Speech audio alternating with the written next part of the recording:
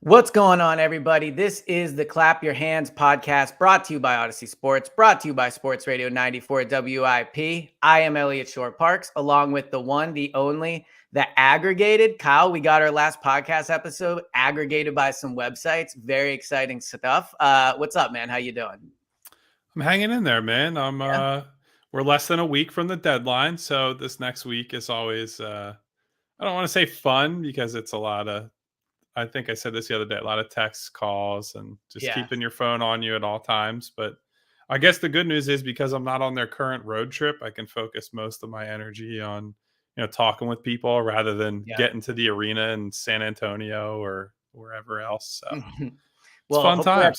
hopefully that's what the Sixers are doing too. Because it's only now 6 days before the trade deadline. Before we get into it, actually, though, I did have something non-basketball related for you. So I remember when we were talking about The Last of Us, I started it by saying what scared me about the show was that it felt just realistic enough that maybe it could happen. Right, the world is heating up, the fungus thing. Did you see an article came out a few days ago that there's a bunch of types of funguses that the World Health Organization is declaring an emergency investigation into or something like that? Did you I see that? did. It's almost like How do you feel? it hit so close to home that it's almost like it was planted by HBO. Mhm. Like they paid somebody off to be like, hey, just to put this in the headlines and maybe get some more buzz going for our show. But listen, I think there's definitely a gap between there's some weird fungus things happening and the world is screwed and we're all The gonna world is be ending. turned into Yeah. mushroom zombies. So Well, I took the leap, sent it to my wife, and I was like, "See, I told Kyle this was going to happen." Did you watch oh the man. third episode yet? I did. As someone who played the game, you and I come from different perspectives. So I'm Yeah. interested to see some of the changes made to the characters. Not like huge changes, but there were changes made to the characters that we'll see how that plays out and how they tell the stories of Joel and Ellie. But Mhm. as a standalone episode of TV, it was awesome. So It was unbelievable. I thought it was beautifully shot. The acting was really good. And I do think now, again, you've played the video game. So I'm watching this, clear eyed. Like I have no idea. I thought it was an awesome way of showing how something like that could impact everyday life. Like so far, we've just been seeing not violence, but, fighting off the zombies, traveling, all those things, just kind of what a general everyday life would look like if fungus took over the world, which sounds crazy. That would be beautiful. But I actually thought it was a very beautiful episode, good acting, and I'm excited for the fourth one. Hopefully, no fungus takes over the world by the time the fourth one comes out.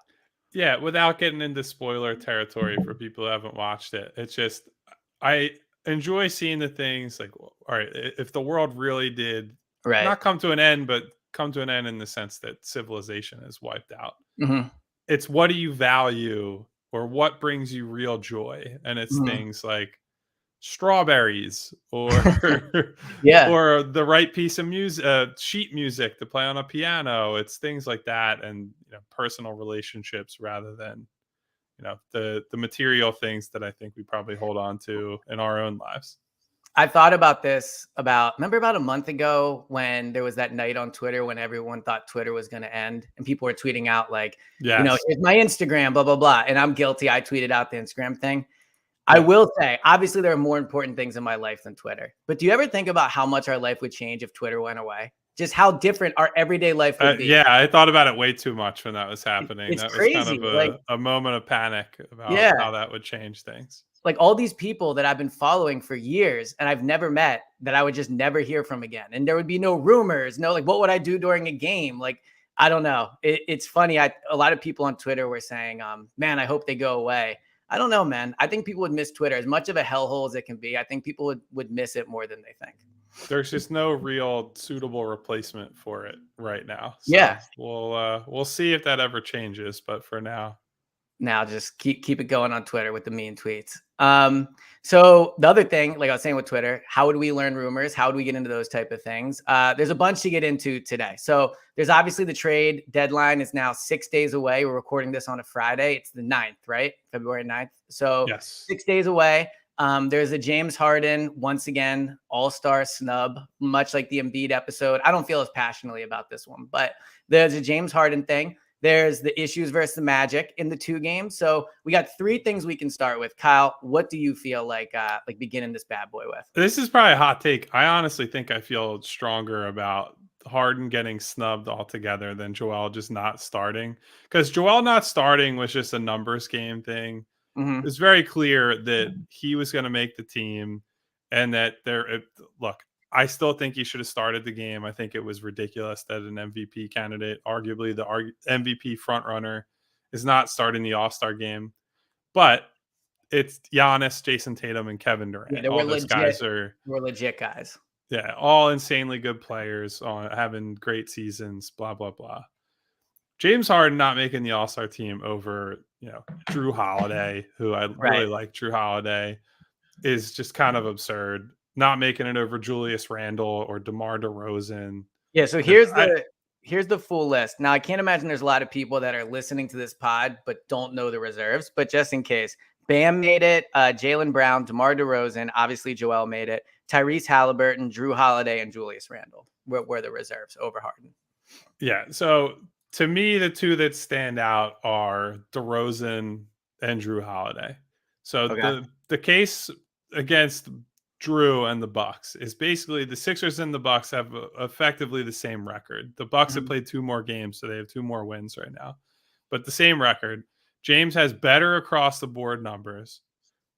I don't know how you make the argument for Drew other than he has played more games because Harden was hurt, Do you which think is it's really do you think it's a thing where they're punishing? Because we talked about this with Durant with the trade request. Do you think maybe Drew, and I hate to use this phrase, but is viewed as like doing it the right way, has been with Milwaukee, like all those things, whereas James, yeah. There's some of that, and there's definitely the aspect of it because this is the coaches decide the reserves, and the coaches probably elevate him based on defense more than Harden, who's not essentially a good at defense. DH. Now Yeah, he's a great DH for what he is, but he's not a defensive player. I still think James Harden, number one, is someone I'd want to watch in an All-Star game more than Drew Holiday. agreed. Number Yeah, two is just better at basketball than Drew Holiday. So that's the first one. And then DeMar DeRozan is on the 10th seeded Chicago Bulls. Like, yeah. what are we doing here? Why does that guy need to be in the I All-Star agree. game? Yeah, And I think DeMar for a long time was underappreciated, but it has swung the other way. It's overvaluing what he does. I think he's averaging now he's scoring like 26 points a game, but he's scoring 26 points a game on a team that sucks. Like the Bulls are 24 and 27. hmm, They're a definition of a mediocre, going nowhere team. They lost Lonzo Ball, or they haven't had Lonzo Ball because he has not gotten over this injury he suffered in the last season, and it's ruined their year. And yeah. this is no disrespect to Lonzo Ball, but if Lonzo Ball being injured makes it so you can't even get over 500 as a team, Well, you don't have a very good team, and you don't have a guy who's like, yeah, he for sure has to be an well, all-star. and they don't have a team to your point. I mean, Zach LaVine, DeMar DeRozan, like they don't have a bad roster. They have 2 or 3 guys that you would think would at least get you above 10th in the East. So yeah, like what's special about DeMar DeRozan this year? What's the all-star quality thing? And for what it's worth, DeMar DeRozan has obviously been in the league for a long time, successful player, all those things. James Harden also checks the box of big name guy. I mean, he was top 50 in the last all 50 NBA list, wasn't he? Huge star, exciting guy. So yeah, I don't see a single box that DeMar checks over James. Yeah, so I think it's pretty awful that James, who's number one leading the league in assists, the Sixers have been a top 10 team on both sides of the ball since he came back in early December. They've been the best, essentially the best team in basketball since he came back in early December. Mm-hmm. So there are just all these indicators that not only is he putting up great numbers, but he's helping the team win games, and he's helping Joel Embiid be the best version of himself. Like Yep. I think that part is probably being undersold too. It's not like James is just riding Joel's coattails. Joel is very clearly benefiting from the partnership that these two have established, right? Like the two of them are working together on this. This is not, hey, Joel is just so much better that James now looks good. James has gotten his burst back. He's developed this chemistry with Joel. He's creating open shots for other guys out of this look that they use in the middle of the Mm-hmm. floor. I think it's kind of disrespectful to James that James actually said this on Instagram. All he said was the disrespect with the I period saw on his that. Instagram story. Yeah. Joel and Tobias and George Niang, I believe, all came out last night and said James was the biggest snub, or Joel said something like, y'all got some explaining to do I at saw that. Yeah. NBA, which was great. So, Well, it's yeah, good I to see mean, him look, sticking up for his teammates too. I mean, that's good from just a vibe perspective. yeah. So I don't know. I think it was pretty bad. That would have been, now we'll see if there's an injury replacement. I don't even know that he would get in as the Well, who do injury you think it would replacement. be? So there's a short list of guys. I think Siakam, your guy that you don't like, is Yeah, in fuck there. that, man. Go Like, look at his his dude, numbers I are don't care. crazy. Yeah, all right. His numbers are great. He plays for an irrelevant Toronto team. He's not a true star. Who's going to the All-Star game and being like, man, I can't wait to see Not Siakam me, play? but I'm all I'm telling you is the guy's Right. averaging 25, 8, and 6. All right. And what's So James averaging? James is he's at averaging. 21, 6, and 11. Okay. So So roughly. outscoring him, out rebounding him, James like doubling him in assists, Right. essentially. So James is contributing more points a game than Siakam is, right? Sure, If I'm not. but Yeah. Siakam also better defensive player, all that. So what I'm telling you is I would not be shocked to see Siakam get the Right. nod over him, especially because James has made 10 in a row before this point. So But there's that's even more reason he should get in. I- but what I'm saying is You know, I there are get your, people who their train of thought is, oh, well, he's already made 10 of them. Let's reward this guy. James is going into the Hall of Fame no matter what. It doesn't really matter if he makes the All-Star game, whereas Siakam has made one. It's like, oh, let's give this guy he's on right. a. So there's that. I think A kid All-Star. Jalen Brunson is another one that, he's put up crazy numbers since the start of January. The Knicks have turned around. I again would put Harden on the team Yeah. over him because number one, the team is better. So I prefer to reward guys who are contributing to winning teams in general. So I'd rather see Harden get the nod over him. I think, and Jimmy Butler, I think, is the other one. And Well, again, better team. Harden's on a better team. So why would you give Miami a second star on a worse team than the Sixers? It doesn't make much sense. Well, what also is, we talked about this with the Joel thing, and I see it in the NFL all the time. Like Jason Peters at the end of his career made Pro Bowl teams that he should not have made because he is Jason Peters, and that's just how the voters go, right? It's surprising to me Harden didn't fall in that category. And I know NFL and NBA are not the same in the voting process and all that stuff, all those things. But to me, it seems like James will be someone that has earned the right. Now, I think this is the best news overall. The best news for the Sixers is James Harden should be an all-star. If you would have told me before the year that he was considered the biggest all-star snub, that would have been good news to me. Because I think last year with the Sixers, he probably didn't play well enough to be an all-star. He was probably in the conversation. His numbers are, probably a little better than I would give it credit for, remembering watching him play. But he didn't feel like an all-star last year. This year, he definitely feels like an all-star, to the point where I think Donovan Mitchell and Kyrie probably deserve to start over him. But if he started, I don't think it would be absurd. Like he's the best guard on one of the best teams in the NBA, putting up insane numbers. He's James Harden. So he checks all those boxes. I'm just surprised he didn't get kind of the veteran's edge, or that it didn't lean his way. Like, what do you think it is about him that the coaches decided not to give him that? Because he's earned it. He's earned to get the benefit of the doubt in the tiebreaker in these situations.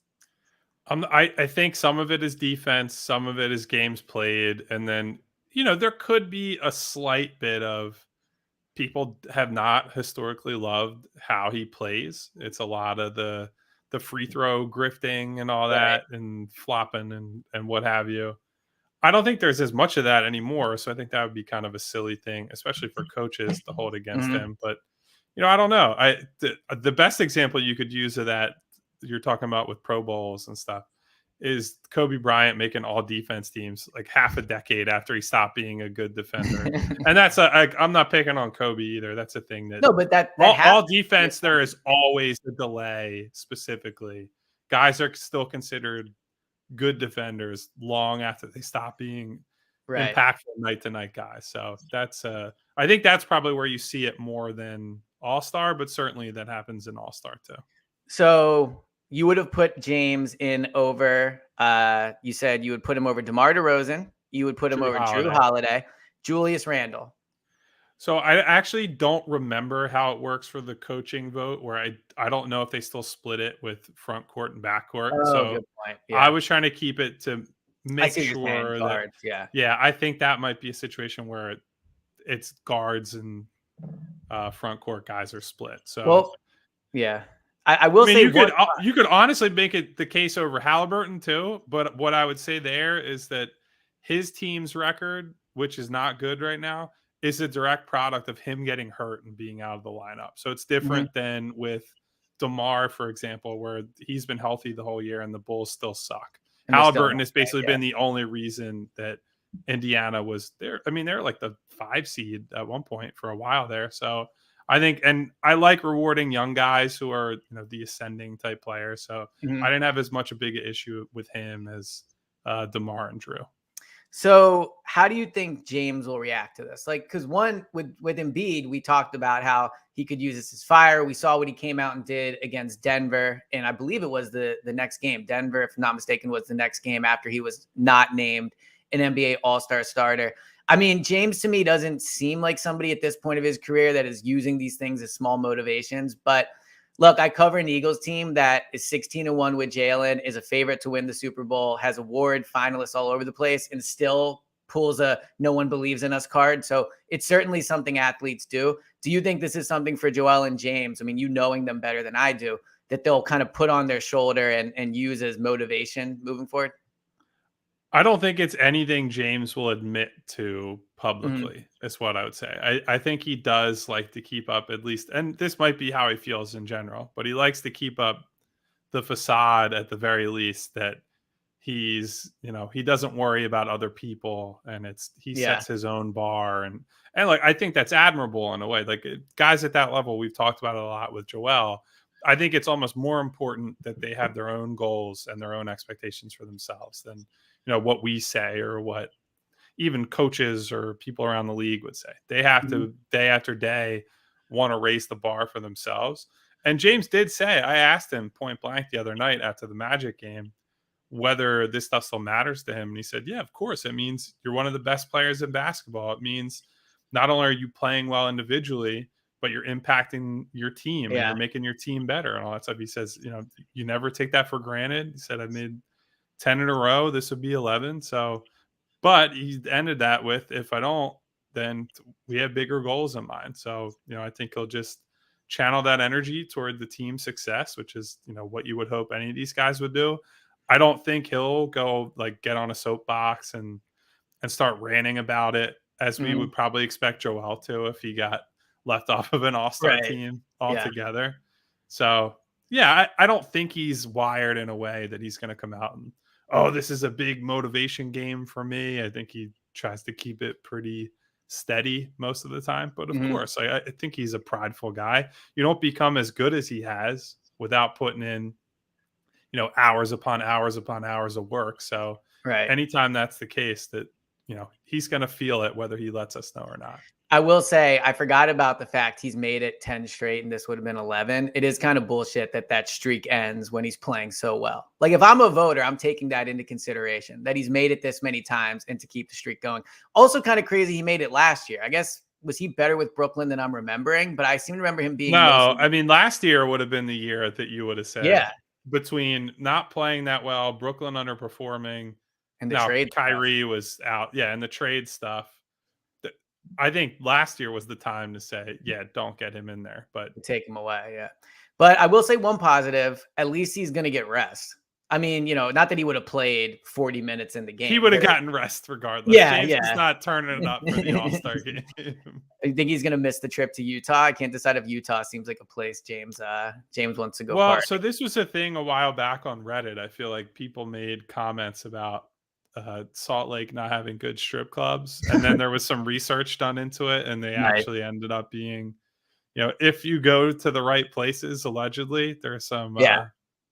high quality spots. I'm not an expert on this subject, No, so not your I couldn't tell your you. topic of choice. Yeah. I am certainly not a connoisseur of Salt Lake City gentlemen's Strip clubs. We'll clubs. put it Yeah. that way. Yeah. Or Well, Salt Lake City in general, for that matter. I mean, yeah. I mean, obviously I watch Real Housewives of Salt Lake City, but outside of that, I do not know much about the Salt Lake scene. So sucks for James Harden. You're right in the way that I think Joel not starting is also unfair, but at least there were legitimate candidates. I think they're both unfair, but James not being there, I do feel bad for him. He's played hard this year. He worked hard to play better. So that all sucks, but it is what it is.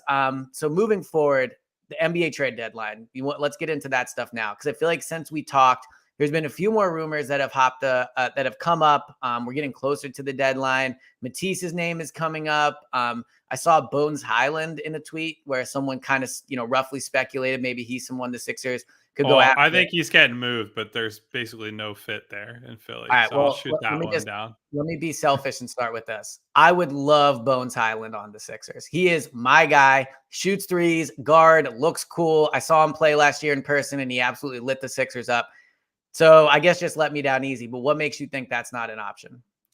I mean, why bother? What are you gaining? Why bother? Let me look at his. I mean, he's a good shooter. He's a guard. He's a If scorer. Tyrese Maxey is your sixth man, what is the point of Bones Highland? To be another version of Maxey coming off the bench. You don't need multiple versions of a guy who can't defend that is being brought in to run the offense. He's shooting 38% from three on almost 6 attempts a game. He's a good player for a team that needs an instant offense guy. Even if Maxey was back in the starting lineup, Shake Milton has been a good sixth man for this team and a good bench guard for this team. And he has far fewer defensive issues, even though he's not a good defender, than Bones Highland does. Like, the whole problem for Bones in Denver is that it's a conflict between they need to develop him and play him more, but playing him more means their defense gets worse. And so it's this push-pull effect there. And that's why they're even looking to trade him in the first place, because I think he believes he deserves a bigger role. There's a bit of I don't want to say a fight going on there between him and the organization, but there's certainly there's some friction going on there. So to bring him into a situation where it's like, hey, you're certainly not going to start. And we already have a couple of clear-cut 6 men, 7th men type guards coming off the bench. Where do you fit him into you're going to play a 3-guard lineup with Maxey, Shake Milton, and Bones Highland? No way. So there's just no look. If they had a different team and they were making some bigger trades, like moving Maxey somewhere in a OG Anunoby trade or something crazy like that, then yeah, I mean, I could see kicking the tires on somebody like Bones or a player of that ilk. But the way the team is constructed right now, there's just no real reason to get involved.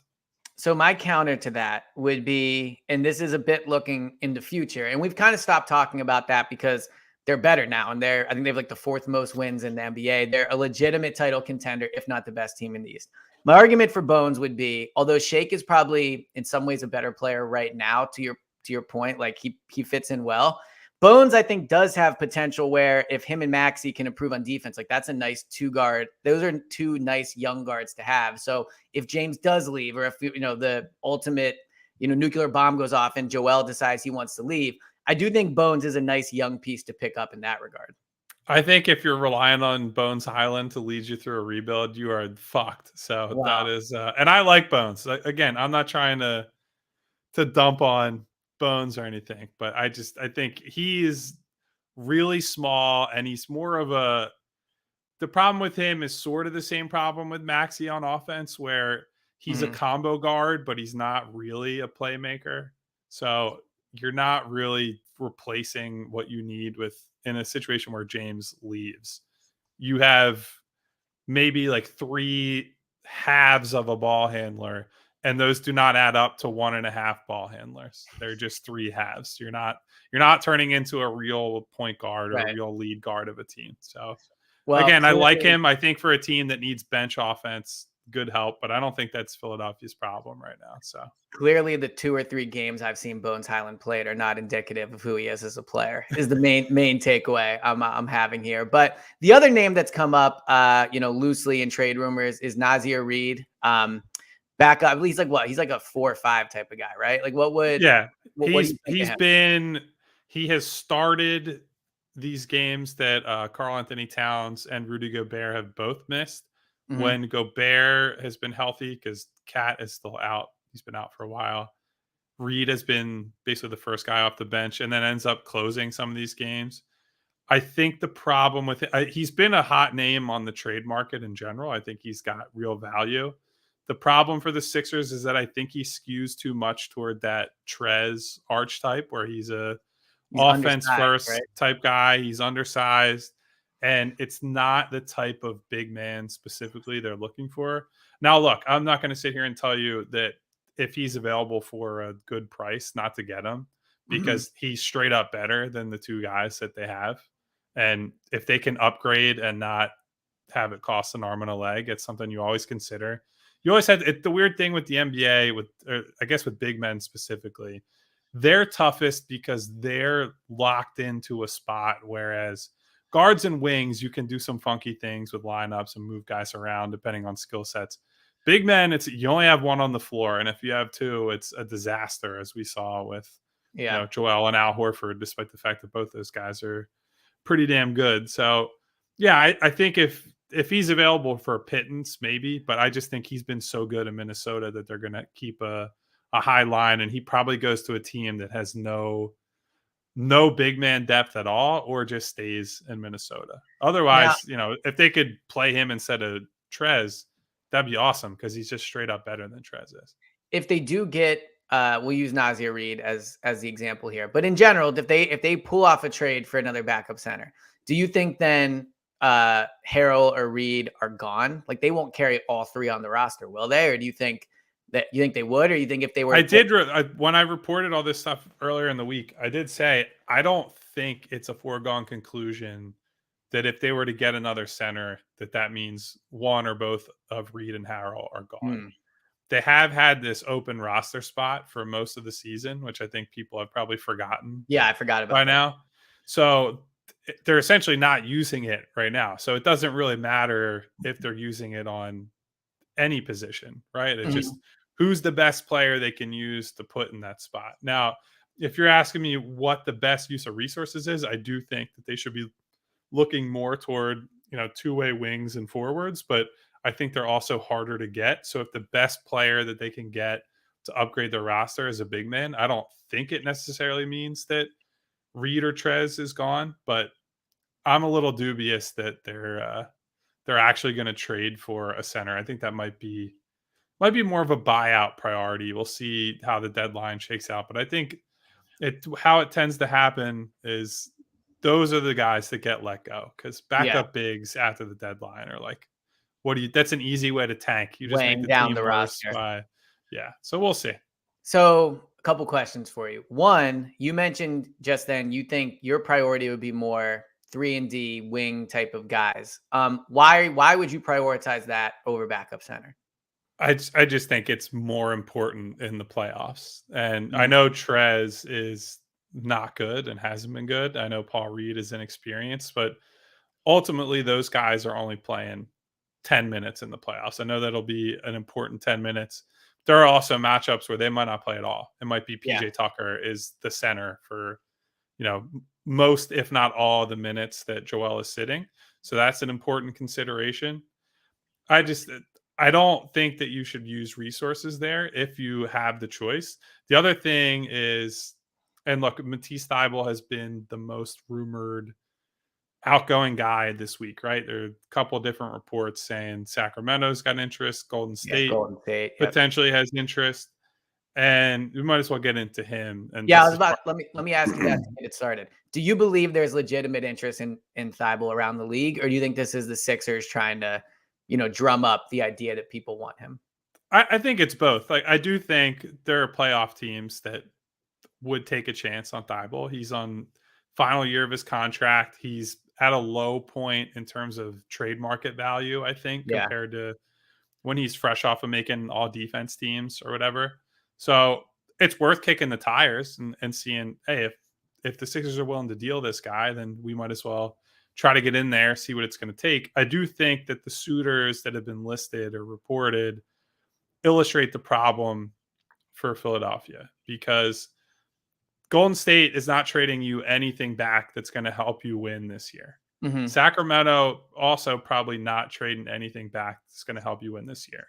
So you have to, your calculation in that trade is, do we move Matisse for a down the road piece that might be better, an upside piece? So in Golden State, the Golden State example would be someone like Moses Moody, who was a really highly coveted 3-and-D guy coming out of college 2 years ago, Mhm. but has only shot the ball okay, and defensively has been a bit of a mess. Despite he's got great tools, he's got like 6'11" wingspan, decent athlete, all that stuff, but he's playing in the G League right now. Like, has Yeah. not been good enough to play for the Warriors.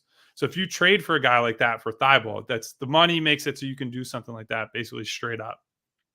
You make that trade as the Sixers, you're essentially conceding that Thibault was not going to play in the playoffs at all, because you can't play Moody in the playoffs. Basically, Yeah. there's just no real reason to throw a 20-year-old kid in there who is not good enough to play for a team that just won the title. So that's the sort of deal that's on the table for Matisse. And at that point, even though I'm a gigantic Matisse skeptic, I've said that on the pod and I've written it for Yeah. months and months and months, you'd Mhm. be better off just keeping him. Well, so that was my question for you when we're talking about Matisse. Has your opinion on Matisse changed? Because when we talked, when we did like the report cards at the midway of the season, I remember I was a little higher on Matisse than you were, which probably was wrong by me. But curious, what is your like what is your opinion of Matisse's ability to play in the playoffs? I don't believe in him as a playoff guy, but I believe in him more than Moses Moody, or in the Do you think the Sacramento Sixers Kings believe in him? example. Do you think the Sixers believe in him? Not really. And that's one of the main reasons that he's out there. I Yeah. mean, I think they respect the work that he's put in terms of, working on ball handling and jump shooting and all that. But most of that has not really shown up on the floor. And I think there's an overarching belief that even if he were to finish the season on a long hot streak from three, I don't think they trust him in the playoffs. I Mhm. think he's going to go out there and they would expect he's going to miss these shots. He's going to get tight. It's and look, that happens to a lot of role players. That's not unique to him. But Yeah. I do think that that's a reality they're preparing for. So, but I still think that the guys who you could trade one for one in Sacramento, for example, are like Alex Len, who's just a stiff backup center. Like Yeah. he's a big body. Like, you stick him in front of the rim, he's big and will rebound or whatever, but Right. he's not very good. He's just going to be A like a flaw in his space game, eater. not being He's a very. space eater. It's all he is. So I'm not trading Matisse for a guy like that. I would Now, rather, even though I have my doubts about him, I'd rather have, if I'm the Sixers, that creation of chaos off of the bench. Like, maybe he can't shoot and maybe he gets sent back to the bench, but also maybe he comes into a game and gets 3 steals and a block yeah, and deflect. you go on a big run. That's possible too. Somebody like Alex Len or Terrence Davis or Moses Moody, those guys are not doing that for your team. And so a team that's trying to win a title, Thibault serves better than guys like that. And honestly, the more you think about it, because we're so low on Matisse and because he's not playing a ton of minutes, I don't really think there's any risk that he's going to go into free agency this summer and get any sort of real payday. I agree. Like, if he gets paid, I think the ceiling for him is probably, let's say, like 10 million a year. Which is If crazy. if he's on a 10 million a year contract, that's a really tradable deal. Yeah. Like, that's it. And so right now we're talking about how difficult it is to trade him, partially because he's not making enough money to match anybody. And that's the case for a lot of the younger players on the roster.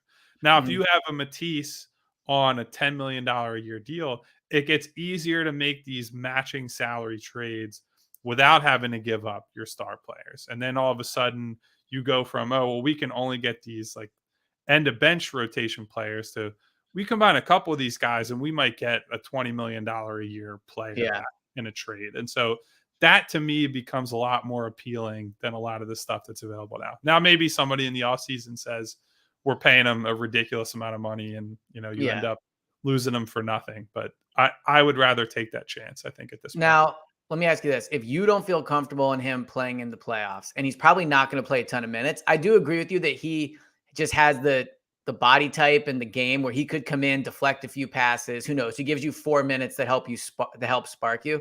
But is there any thought or consideration to, so let's use Moody as an example, right? Now, I would assume he's under contract beyond this year if he's only, what He's year got a is he? couple more years, and he's Yeah. also on a cheap deal. Right. Now, would there be any thought on from your end of trading Thibault for somebody that is not going to play for you in the playoffs, but is basically just taking another shot at another Thibault, and maybe next year he's, you develop him, you have him around, but he's cost controlled and you have him. Like, if you're not going to play Thibault in the playoffs anyway, or at least very limited minutes, would it be appealing to you to then trade him for essentially a prospect to have a player like him under control longer than you have Thibault? I understand the rationale. I just think that this is too good of a team at this point to be doing stuff like that. I Mhm. don't think that they could be. Now, you don't say they shouldn't make any long-term thinking moves, right? That would be silly. Right. But I do think they have very few moves to actually make at this deadline unless they were to say, listen, we're going to push chips in and really go for it and move Tobias and Maxi in a big Raptors trade and get Anunoby and maybe another guy. And if they're doing that, that's different. But if the only upgrade or side grade they're making is through, trading Matisse and Furkan and Jaden Springer or whatever it is, then Right. I would rather just have Thibault, who, despite his limitations, I know who he is, I know what he is, and if you're Daryl and you see how Doc uses him, I think there's a level of trust in that, Doc will pull the plug if Matisse doesn't have it going, right? Like, he doesn't Mhm. have a long leash for Matisse in the way that he does for some of the more problematic guys, like a Trez, where Doc just mostly lets him play through his BS stretches. So I Yeah. think that also probably gives you a little bit more confidence that it's better to just have the break glass in case of emergency guy in Thibault than the long term prospect. Like, I don't think they are thinking of it as we might get a rotation player down the line if we trade Matisse. Right. We need as many guys who can play and stay on the floor in the playoffs right now, because we have potentially the MVP of the league, another guy who should have been an all-star, an ascending guy, Maxi. Like, they have the ingredients to go win a title. And Yeah, so I, they're really I good. think that is priority number 1, 2, 3, 4, 5. Yeah, and that's how it should be. I agree with that. So my last question for you from a trade perspective, unless you have anything else, is, so we talked a few days ago. Just curious, what, if you've heard anything else. You mentioned at the top, your life is crazy right now with calls and stuff. Just curious, we talked about a few rumors that are out there, but anything else you're hearing, anything else you want to talk about that you think Sixers fans should know leading up into these last few days? No, I mean, the thing I always try to caution fans about is that big things can happen very quickly. I was Hmm. talking to somebody the other day, and it's giving me a rundown of what they think the Sixers are up to. And there was a comment that was slid in there that was essentially, you never know when an owner is just going to come into a meeting and say, fuck this in one way or another. It could Hmm. be, we have a chance to win a title. Let's go get somebody. Or it could be, an owner says, we're 20-32, Yeah. blow this team up. These guys are a bunch of losers. I'm paying, however many millions of dollars Right. to put this team together, and they're doing nothing. Like, to figure it out, get rid of this guy, or I just don't like this guy, I don't want him on my team. Whatever it is, you never know. And that's what the fun of a deadline is, right? It puts this artificial pressure almost on an entire Hmm. organization to say, all right, this is what we value. We have to do something by now, or this is who we have the rest of the year. And so that's always an interesting thing. Like, sometimes these trades come together really quickly. It's why teams are having conversations dating back to, November, late November, early December, when you really can't make any interesting trades yet because of free Right. agent signings. So I think the Sixers will make a trade at some point. I don't think it's going to be a big trade, but I also wouldn't say that, it's impossible for a big trade to happen. So I a do big trade think would pretty much have to include Toby. Do we agree with that? it, and if they trade Tobias, I would say there's a decent chance that Maxey goes Maxi's too, attached. because Maxey's the real value. It's Maxey still on the rookie deal, and Tobias is essentially the salary guy. Now, I Yeah. think he's been good this year. He's been very good And his this year with contract's Tobias. expiring soon, which is Yeah, so valuable. that changes the calculus a little bit, but I do still think you have to make up if you're trying to get real chips, you would have to move Maxey. And Now, I was gonna say, so we're just complete shot in the dark here. Like, what even big player would there be? So, and I agree with you. I think it's probably going to be a minor move. I don't think we'll see a big name be traded. But as people love to tweet, the league does get drunk every once in a while. Crazy things do happen. Like, what even name do you think would be the surprise? Oh my God, they traded him name. Well, so I guess Anunoby is not really a surprise one at this point. He's No. like the most rumored guy out there. One that's popped up over the last week is your boy Zach LaVine. There's been some speculation out there that maybe they're not thrilled or looking at the contract over the long term and saying, we're not really getting the return on investment we thought we'd get.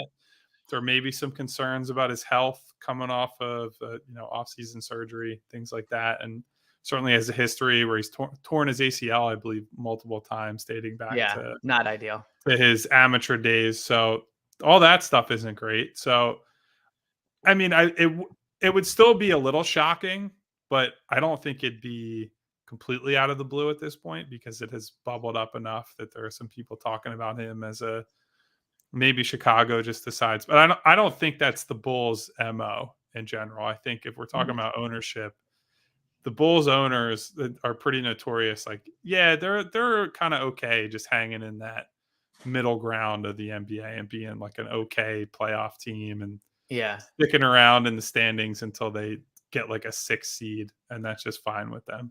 So I know we did a pod on this, and I guess I would probably still do it, but I'm not going to lie. I'm a little more out on LaVine than I was previously, which is good. Oh, you're coming around. Well, no. It's not even about LaVine. I still love him as a player. They are playing better than I thought that they could play this year. And to that degree, I'd be a little more nervous to break, because that is breaking it up to an extent. I know you're not moving Joel or James, obviously, but Tobias and Maxey are crucial players on this team. They're crucial from their roles. They're crucial just how good they are. I think you've talked about it, big personality guys, like leadership type things. I would be a little nervous to do the Zach LaVine thing at this point. So I want to I forget whose podcast it was on this week. Rich Hoffman brought it up to me when we were at the game the other night. Somebody proposed a fake trade of OG Anunoby and Gary Trent Jr. for Tobias and Maxey. No picks, just straight up. But that I kind of like. The rationale for that is essentially you get the like true wing guy in Tobias's place in OG. PJ is now you're locked in on PJ at the 4. So there are pitfalls with that. But at least like Tobias, part of the problem there is that he is best as kind of a true power forward, and he can't do that with PJ here. So you get OG. He's your guy against the Tatums, the Jaylen Browns, even Giannis's, although he's probably a little undersized and that sort of the Kevin Durant's, guys like that. Gary Trent Jr. then gives you like an awesome punch off the bench, or you could potentially, if you wanted to go all offense, certain games you start him next to Harden. He gives you some shooting. Melton then slides in that you keep Melton, who's still on that cheap long-term or 2-year deal at this point. And he's like your 6-man type alongside Shake, who those two have had good chemistry. And that's who you go to war with. I thought it was interesting. I think the reason I wouldn't do it is that I think you are really screwed if James leaves. And if James leaves and you still have Maxey, you at least have some semblance of creative and playmaking talent. But I kind of think you're screwed if James leaves regardless. So I understand why you would consider it. I don't think it's going to happen. I think Toronto, if they're making a trade, is trading for like 3 first-round picks or something. Yeah. So I do get your point about James. I don't know, man. I'm a little like, I like Maxey. I don't know if Maxey being here gives me confidence in the future. I think you're still, to your point, screwed either way. You still need to find another guy. You still need to find a better player than Maxey. And to your point also, I mean, they should try to win this year. Now, educate me a little on Gary Trent Jr. because I think of him a little bit as just a catch and shoot three guy. I don't think of him as doing much like driving to the basket and the stuff that Maxey does. Is that accurate, or will he give you what Maxey did off the bench? They seem like different players to me, is what No, I'm saying. I mean, he's more of a classic shooting guard type. Yeah. He's gonna catch and shoot, spot up, do all that, like hit some movement threes. He'll Mhm. beat you on closeouts. So he's a Okay. decent ball handler, but not somebody who you're gonna actually ask to run the offense. I mean, he's scoring almost 19 points a game. He's shooting 37.2% from three, but on really high volume. He's taking What number? 7.2 threes a Okay. game in about 33 minutes. And he's been a high volume guy for years now. Like he got to Toronto second half of 2021. And he first stretch he played for them, he's taken 7.3 threes a game. Wow. So he's Yeah. a high volume shooter. I think that's something they could always use. The problem I think is more on the there's a problem with I think Maxey is better than Gary Trent, but I do think He's OG hungry, has bro. gotten I think OG has gotten overrated in the sense that he's an amazing defender, but because he's an amazing defender, I think people give him more credit than he deserves on offense. Like Mhm. he's basically just slightly above average as a shooter. And I do think he's a guy in a playoff series that James and Joel in the middle of the floor, they're just going to say, we'll leave OG open and clog things up. And if Yeah. he beats us, then, go right ahead. We'll let you make 8 threes or whatever. But Sixers did that to Toronto for a lot of the playoff series last year, and they had plenty of success with that. So, I think that's a thing to take into consideration. The other thing is OG seems unhappy with his role. So he's not going to get a bigger role in Philadelphia. So Yeah. I don't know that you're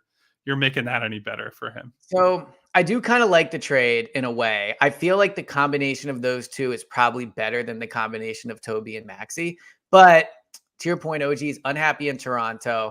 I actually, in some ways, have higher ceiling hopes for OG moving forward than I would Maxey, just because of his body size compared to Maxey. I feel like he's bigger and he's a way better defender. To your point, You don't feel like he's yeah, he is way considered, bigger, he's right? like Yeah, a that's what I thought. prototype Okay. wing guy. Yeah. Yeah, sometimes I got to protect myself from sounding dumb and saying No. he's not. I mean, you could make a clear argument that he is the best wing defender in the NBA right now. Right. He's 6'7", a great athlete, and I don't know what let me see if I can find his wingspan. Well, do you agree he has a higher He has upside a than Maxey? 7'2" wingspan.